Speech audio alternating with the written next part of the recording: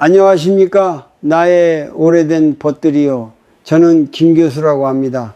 어느덧 세상의 모진 바람과 따스한 햇살을 온몸으로 맞으며 살아온 지도 100년이라는 세월이 훌쩍 넘었습니다. 100살이라는 나이, 어찌 보면 그저 숫자에 불과할지도 모르나 이 긴 시간의 강을 직접 건너오며 제가 뼈저리게 깨달은 것이 하나 있습니다. 우리의 인생은 마치 덜컹거리는 기차를 타고 떠나는 아주 긴 여행과도 같다는 사실입니다. 젊은 날에는 무엇이 그리 급했는지 수많은 승객을 억지로 태우고 시끌벅적한 역들을 정신없이 지나왔지만 70이라는 나이는 이제 기차가 종착역인 황혼을 향해 서서히 속도를 줄이며 들어서는 시간입니다. 지난 세기를 되돌아보니 우리는 참으로 많은 착각 속에서 살았습니다. 우리가 겪어온 한국 근현대사의 격동기, 그 배고프던 시절을 지나 한강의 기적을 일구어내며 우리는 늘 더 많이 더 높이를 외치며 달려왔지요. 하지만 인생의 가장 큰 후회는 돈을 많이 벌지 못한 것도 높은 자리에 오르지 못한 것도 아니었습니다. 돌이켜보니 가장 큰 실수는 내 인생이라는 기차에 너무 많은 사람을 태우려 애썼다는 것이더군요. 정작 나의 영혼을 깊이 알아주는 진정한 지기지우는 없는데 그저 빈자리가 두려워 억지로 채워놓은 인연들이 얼마나 많았습니까? 황혼이 내려앉은 이 시기에 북적이는 사람들의 소음은 결코 복이 아닙니다. 그것은 그저 당신의 평온을 방해하는 혼란일 뿐입니다. 혹시 여러분도 지금 그런 피로감을 느끼고 계시지 않습니까? 만나고 돌아오면 오히려 기운이 쭉 빠지는 무의미한 사교 모임들, 나를 잊을까 두려워 억지로 붙잡고 있는 식어버린 인연들 말입니다. 제 말을 부디 깊이 새겨 들으십시오. 70 이후 여러분의 남은 운명과 평화는 전적으로 여러분 주변의 고요함에 달려 있습니다. 사람이 너무 많으면 기가 흩어지기 마련입니다. 낡고 병든 인연을 곁에 두는 것은 마치 흐르지 않는 고인 물을 집안에 두는 것과 같아 여러분의 맑은 생기를 탁하게 만들고 하늘이 주신 수명을 조금씩 갉아먹습니다. 나에게 맞지 않는 사람을 붙들고 있는 것은 내 인생의 귀한 에너지를 밑빠진 독에 붓는 격입니다. 그것은 외로움을 달래는 것이 아니라 스스로의 운을 막는 일입니다. 마치 국가 간의 외교에서도 동맹이 너무 많으면 실리를 챙기기 어렵고 분쟁에 휘말릴 가능성만 높아지는 것과 같은 이치지요. 오늘 저와 함께 여러분의 영혼을 위한 대수술을 시작해 봅시다. 복잡하고 엉킨 인연의 끈을 과감히 놓아버리십시오. 두려워하지 마십시오. 비워야 채워지는 법입니다. 잡다한 것들을 모두 떠나보내고 오직 단 2명의 친구만 남겨두십시오. 그것이면 충분합니다. 아니, 오직 그것만이 여러분의 남은 생을 가장 품격 있고 찬란한 황금빛으로 물들이는 비결이 될 것입니다. 자, 이제 마음의 문을 열고 귀 기울여 주십시오. 첫 번째로 우리가 과감하게 잘라내야 할 인연, 그것은 바로 거칠애뿐인 술친구와 만날 때마다 신세 한탄만 늘어놓는 사람입니다. 여러분, 70이라는 나이는 인생의 겨울로 들어서는 입구입니다. 인정하기 싫더라도 우리의 육신은 예전 같지 않습니다. 젊었을 적엔 밤을 새워 술을 마셔도 다음 날이면 거뜬히 일어났지만 이제는 남은 시간은 유한하고 우리가 쓸 수 있는 기력은 엄격하게 정해져 있습니다. 그런데 이 귀한 시간에 왜 남의 불행과 짜증을 듣느라 여러분의 소중한 생명을 낭비하십니까? 제가 100년을 살아보며 깨달은 우주의 이치가 하나 있습니다. 말에는 혼이 실려 있고 소리에는 귀가 담겨 있다는 것입니다. 이것을 현대적인 에너지 관점에서 아주 냉정하게 말씀드리겠습니다. 입만 열면 자식 욕, 며느리 흉, 세상에 대한 원망, 아픈 몸에 대한 짜증을 쏟아내는 친구들이 주변에 꼭 있을 겁니다. 우리는 흔히 친구된 도리로 그 이야기를 들어줘야 한다고 착각합니다. 하지만 영적인 눈으로 보면 그들은 지금 자신의 몸 안에 쌓인 검고 탁한 음기, 즉 나쁜 기운을 당신에게 배설하고 있는 것입니다. 그들이 불평을 쏟아낼 때 여러분이 고개를 끄덕이며 맞장구를 쳐주는 그 순간 어떤 일이 일어나는지 아십니까? 그들의 탁한 배설물이 여러분의 맑은 영혼 속으로 고스란히 옮겨오는 것입니다. 그들은 쓰레기를 버리고 가벼워져서 돌아가지만 그 쓰레기를 받아낸 여러분은 집에 돌아와 이유 없이 몸이 무겁고 머리가 아프고 밤새 악몽에 시달리게 됩니다. 이것은 단순한 피로가 아닙니다. 여러분의 운기가 오염된 것입니다. 나쁜 기운은 전염성이 강해서 결국 여러분 집안에 맑은 공기마저 흐리게 만듭니다. 마치 불량 채권이 우량한 은행의 건전성을 해치는 것과 다를 바 없습니다. 제 예를 하나 들려드리죠. 벌써 30년도 더 된 이야기입니다마는 제게는 김서방이라 불리던 친구가 있었습니다. 그는 사업으로 돈을 좀 벌었지만 마음 깊은 곳에 지독한 외로움을 품고 살던 사람이었습니다. 그는 혼자 있는 시간을 견디지 못했습니다. 그래서 매일같이 집으로 사람들을 불러들였고 그의 거실은 언제나 북적였으며 웃음소리와 술잔 부딪히는 소리가 끊이질 않았지요. 그는 사람들 속에 둘러싸여 자신이 인기가 많다고 사랑받고 있다고 믿었습니다. 제가 그에게 여보게 기운을 좀 아끼게, 자네의 그 웃음은 진짜가 아니야 라고 충고했지만 그는 사람 사는 정이 그런 게 아니지 않소 라며 웃어넘겼습니다. 결국 70 중반이 넘어 그가 뇌졸중으로 쓰러졌습니다. 병상에 눕자마자 그 많던 친구들은 썰물처럼 빠져나갔습니다. 술과 유흥으로 맺어진 인연은 이익이 사라지면 안개처럼 흩어지는 법입니다. 제가 병문안을 갔을 때 그 넓고 화려했던 집은 마치 무덤처럼 차갑고 고요했습니다. 앙상하게 마른 친구가 제 손을 잡고 눈물을 흘리며 말하더군요. 교수님, 내가 헛살았습니다. 내 뼈와 살을 깎아서 남들 좋은 일만 시켜줬구려. 정작 내 몸 하나 돌볼 기운을 남겨두지 않았습니다. 그는 평생 남들의 감정 쓰레기통 노릇을 하느라 정작 자신의 생명력을 지키는 호신력을 다 써버린 것입니다. 그는 그의 겨울 쓸쓸히 눈을 감았습니다. 이 이야기를 듣는 여러분은 어떠십니까? 혹시 여러분의 전화번호부에도 삭제하지 못한 채 의무감으로 남겨둔 이름들이 있지 않습니까? 기억하십시오. 노년의 에너지는 양동이에 담긴 물과 같습니다. 젊을 때는 물을 좀 흘려도 금세 다시 채워지지만 늙어서는 한 방울의 물도 귀합니다. 의미 없는 사교 모임, 체면치레를 위한 식사 자리, 그저 시간이 남아서 만나는 관계들, 이 모든 것이 여러분의 양동이에 구멍을 뚫는 짓입니다. 그 구멍으로 여러분의 건강과 복록 그리고 자손에게 물려줄 생기가 줄줄 새어나가고 있는 것입니다. 그러니 오늘부터 당장 실천하십시오.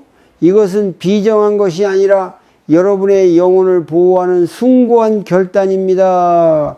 전화를 걸어 하소연을 시작하려는 친구가 있다면 정중하지만 단호하게 끊으십시오. 내가 요즘 마음을 쉬게 하고 싶네 라고 말하고 거리를 두십시오. 만났을 때 기분이 좋아지는 사람이 아니라면 과감하게 인연을 정리하십시오. 여러분의 집은 수행처와 같이 정갈해야 합니다. 나쁜 말을 뱉는 사람, 기운을 빼앗는 사람을 여러분의 신성한 사원에 들이지 마십시오. 운명은 여러분이 누구와 함께 시간을 보내느냐에 따라 결정됩니다. 썩은 사과 하나가 상자 전체를 썩게 하듯 부정적인 사람 하나가 여러분의 노년을 병들게 할 수 있음을 명심해야 합니다.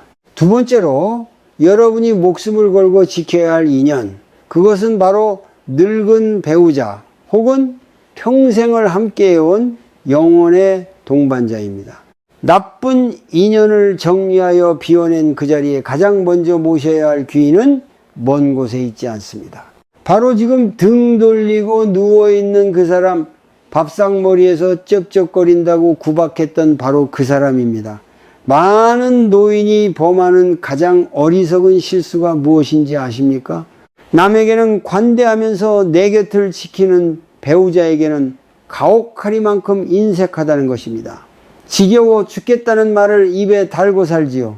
하지만 배우자는 여러분 인생의 가장 중요한 전략적 자산입니다.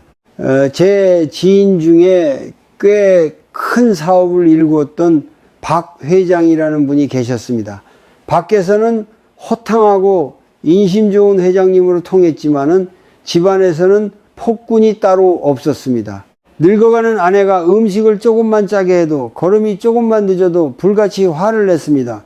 도대체 할 줄 아는 게 뭐냐며 무시하기 일쑤였지요. 그는 늘 말했습니다. 돈은 내가 벌고 저 여자는 편하게 살기만 했다고 말입니다. 그는 자신의 성공이 오로지 자신의 능력 덕분이라고 믿었습니다. 그러던 어느 날 평소처럼 아내에게 소리쳤는데 대답이 없었습니다. 부인이 부엌에서 쓰러져 신장마비로 세상을 떠난 것입니다. 박 회장은 처음에는 자유를 얻었다고 생각했을지도 모릅니다. 그러나 진짜 재앙은 그때부터 시작되었습니다. 아내가 떠나고 정확히 1년 뒤 저는 그의 집을 방문하고는 쏘스라치게 놀랐습니다. 그 화려했던 집안에 감돌던 온기는 온데간데 없고 폐가처럼 썰렁한 냉기만 가득했습니다. 박 회장은 1년 사이에 10년은 더 늙어버린 몰골로 멍하니 앉아 있었습니다. 그가 떨리는 목소리로 제게 말했습니다. 교수님, 집안에 해가 져버렸습니다. 아무리 보일러를 떼도 뼈가 시립니다. 내 재산, 내 명예, 그 사람이 없으니 다 휴지 조각이띠다. 아내라는 존재가 단순히 밥을 해주는 사람이 아니라 그 집안의 복을 붙들고 있던 기둥이었음을 뼈저리게 깨달은 것입니다. 부부란 무엇입니까? 이 우주에서 가장 강력한 음양의 결합입니다. 젊을 때는 사랑과 정욕으로 살지만 늙어서의 부부는 서로의 생명을 지탱하는 에너지의 댐과 같습니다. 여러분의 배우자는 여러분 인생의 기억을 공유하는 유일한 목격자입니다. 이것은 엄청난 영적 힘을 가집니다. 내가 젊은 날 얼마나 찬란했는지, 우리가 얼마나 힘든 고개를 넘어왔는지 기억해주는 사람이 곁에 있다는 것 자체가 여러분의 존재를 세상에 묶어두는 뿌리가 됩니다. 그런데 늙어서 배우자를 구박하는 것은 내 집의 기둥을 도끼로 찍어내는 것과 같습니다. 배우자에게 쏟아내는 독설과 짜증은 집안의 공기를 찢어놓습니다. 집안에 흐르는 기운, 즉 가운이 찢어지면 어떻게 됩니까? 그 틈으로 병마가 들어오고 재물이 새어나갑니다. 풍수지리를 따질 필요도 없습니다. 머리가 하얗게 센 두 노인이 서로의 등을 긁어주고 말없이 차 한 잔을 나누는 그 평화로운 광경, 그것이야말로 세상에서 가장 강력한 풍수이자 나쁜 기운을 막아내는 최고의 부적입니다. 그러니 오늘부터 태도를 완전히 바꾸십시오. 이것은 상대를 위한 봉사가 아니라 여러분 자신의 말년을 위한 생존 전략입니다. 아내의 주름진 얼굴에서, 남편의 구분 등에서 세월을 함께 맞으며 낡아진 전후의 모습을 보십시오. 낡은 배일수록 못질을 함부로 하면 가라앉는 법입니다. 지금 당장 실천할 수 있는 비법을 드리겠습니다. 화가 치밀어 오를 때 입을 꾹 다물고 속으로 3번만 외치십시오. 이 사람이 내 생명줄이다.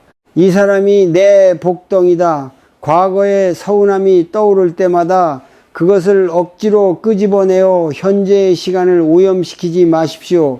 그것은 스스로 독을 마시는 행위입니다. 그저 살아있어 줘서 고맙소. 내 곁에 있어 줘서 다행이요. 라고 읊조리십시오. 말이 씨가 됩니다. 여러분이 배우자를 귀하게 여기는 순간 그 집안에는 황금보다 귀한 화목의 기운이 감돌게 될 것입니다. 마지막으로 여러분이 세상 그 무엇과도 바꾸지 말고 목숨을 걸고 지켜야 할 두 번째 친구, 그것은 바로 거울 속에 있는 사람입니다. 태어난 순간부터 흙으로 돌아가는 그 순간까지 단 한 번도 배신하지 않고 여러분 곁을 지킬 유일한 동반자, 바로 여러분 자신입니다. 너무나 당연한 말 같습니까? 하지만 지난 100년을 살아오며 제가 목격한 가장 슬픈 진실은 대부분의 사람들이 죽기 직전까지 이 소중한 친구를 철저히 외면하고 학대하다가 떠난다는 사실입니다. 평생을 누구의 엄마, 누구의 아버지로 사느라 정작 나라는 존재는 뒷방 늙은이 취급을 해오지 않으셨습니까? 자식들 입에 맛있는 것 넣어주느라 나는 찬밥에 물 말아 먹고 자식들 새 옷 사 입히느라 나는 다 늘어난 속옷을 기워 입으며 그것을 희생이자 사랑이라고 믿으셨을 겁니다. 제 고향 친구였던 최 여사의 이야기를 들려드리겠습니다. 그녀는 동네에서 보살로 통했습니다. 평생 남편의 술주정을 받아주고 시부모 병수발을 들고 아들 둘을 유학까지 보내며 헌신했습니다. 그녀의 입버릇은 항상 나는 괜찮다, 나는 아무거나 먹어도 배부르다 였습니다. 그녀는 자신의 몸을 돌보는 것을 사치라고 여겼고 자신의 감정을 살피는 것을 죄라고 여겼습니다. 70에 접어들어 남편을 보내고 이제 좀 편히 살아보려나 싶던 그때 그녀에게 덜컥 위암 말기 판정이 내려졌습니다. 평생을 바쳐 키운 아들들은 어땠을까요? 병원비 문제로 서로 다투기 시작했고 어머니는 왜 건강관리도 안 해서 우리에게 짐을 지우시냐 하며 짜증을 냈습니다. 병실에 누워 앙상하게 마른 최 여사가 죽기 며칠 전 제 손을 잡고 피를 토하듯 말했습니다. 교수님, 나는 자식들이 나를 버린 게 슬픈 게 아닙니다. 가만히 생각해 보니 나를 가장 먼저 버린 사람은 바로 나 자신이었습니다. 내가 나를 귀하게 여기지 않는데 세상 천지 그 누가 나를 귀하게 여겨주겠습니까? 그녀는 평생 자신을 하녀처럼 부려먹었고 결국 그녀의 영혼도 주인인 그녀를 떠나버린 것입니다. 이것은 단순한 불효의 이야기가 아닙니다. 이것은 우주의 냉혹한 법칙입니다. 여러분의 육체는 여러분의 영혼이 머무는 성전입니다. 그런데 이 성전을 청소하지도 않고 좋은 음식을 공양하지도 않으며 늘 못났다, 늙었다, 아프다며 비난의 화살을 쏘아대면 어떻게 되겠습니까? 자신을 학대하는 마음은 강력한 살기가 되어 내면의 생명력을 파괴합니다.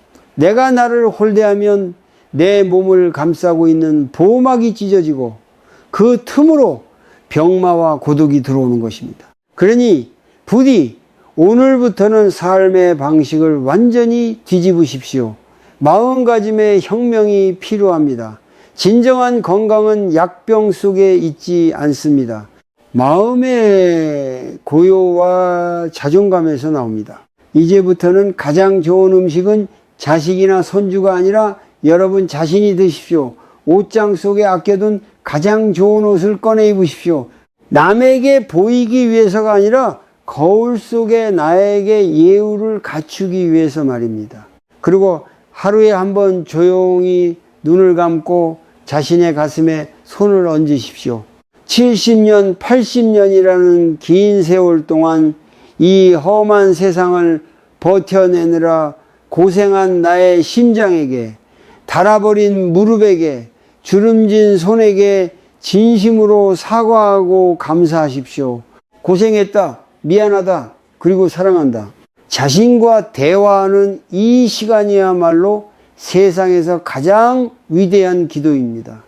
여러분이 스스로를 귀한 손님처럼 대접할 때 우주도 여러분을 귀한 존재로 대우하기 시작합니다. 그때 비로소 여러분의 노년은 초라한 독고가 아니라 찬란한 고독의 경지로 승화될 것입니다. 자신과 친해진 사람은 절대 외롭지 않습니다. 지금까지 우리가 움켜쥐려 했던 그 모든 안간 힘을 내려놓고 진정한 평안으로 들어가는 문을 열어야 할 때입니다. 100년을 살아온 제가 여러분께 드리는 마지막 처방은 바로 빼기의 미학입니다. 인생의 전반전이 무엇이든 쌓아 올리는 더하기의 싸움이었다면 70 이후의 후반전은 철저한 비움의 기술에 달려 있습니다. 그릇은 비어 있어야 무언가를 담을 수 있습니다. 불필요한 인연, 캐캐 묵은 물건, 부질없는 욕심으로 가득 차 있으면 정작 노년에 필요한 맑은 생기가 들어올 자리가 없습니다. 지금 당장 전화기를 켜고 지난 1년 동안 한 번도 목소리를 섞지 않은 이름들, 체면 때문에 남겨둔 이름들을 과감하게 지우십시오. 아니오라고 말하는 것은 무례한 것이 아니라 나의 남은 시간을 보호하는 가장 품위 있는 방패입니다. 관계에 가지치기를 할수록 여러분의 영혼이 숨 쉴 수 있는 여백은 넓어집니다. 그 텅 빈 공간이야말로 하늘의 복이 내려앉는 뜰이 될 것입니다. 부디 오늘 밤은 지나간 일에 대한 후회도, 오지 않은 내일에 대한 불안도 모두 내려놓고 어린아이처럼 곤히 주무시길 바랍니다. 여러분의 밤이 평안하기를 기도합니다. 저는 김 교수였습니다. 감사합니다.